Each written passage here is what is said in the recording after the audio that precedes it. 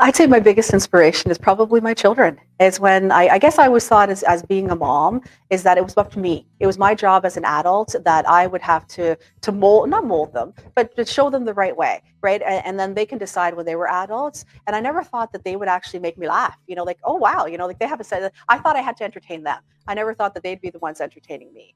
And watching that naivety, that innocence, the thoughts, the ideas, the way that they look at the world, the way they just have fun. We always talk about like dance like nobody's watching. Well, where do we lose that? When you're a kid, it happens all the time. You're goofy. They scream, they laugh, they play, they jump around, and then it's okay for a certain life stage, and then all of a sudden the cap comes on. It's like, well, who made that cap, and why do we have that cap? Why can't we just go outside and jump around and have fun and laugh and giggle? And people would look at us like we were crazy. However, but maybe a little bit of that crazy is okay too. So I would say that when I watch, and actually what I think is that if our children ruled the world, we'd be in a much better place than what we are today. So I think just taking that time to really watch them and understand them. Kids are so smart, and the way they look at things is just so beautiful, and we need to get some of that back.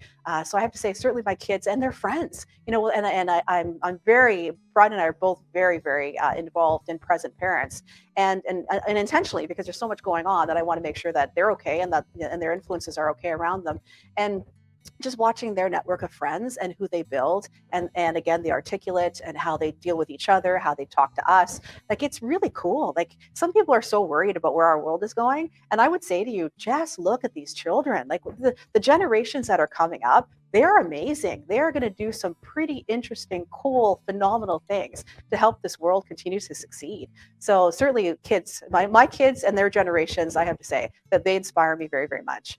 Of course, my mom, that her being a immigrant coming to Canada, brand new country, brand new language, brand new marriage. She was only 20 years old, had no idea, but that was what they needed to do in order to make a better life for them and their family. So when I think of the strength and I think of this courage, I think of how much my mom, she was always there. Like it didn't matter. She was there to stick up for us. It didn't matter. Like I remember her telling us the one time, well, she would walk into school, and if she didn't like something, she would be right up in the principal's face. It's like, that's not the way it's supposed to be, and my kid's not going to do that. So I come from a pretty long line of very strong women. So I'm very, very grateful for that. And certainly my mom is one of my biggest inspirations as well. And my husband, oh my gosh, like he's my rock. He's my biggest critic, but also my biggest supporter at the same time. So I never have to. He's also my consultant, and so anytime I have an idea, I always say, "Okay, Brian, what do you think?" I use him, and I actually use my kids as focus groups. And I think, okay, here's a marketing idea, or this is what I'm thinking, or here's 3 or 4 ads. What do you guys think? And I get each one of their opinions, and to see the differences and watching them look at things in a different lens. I always find that really amazing. So certainly my family very much inspires me.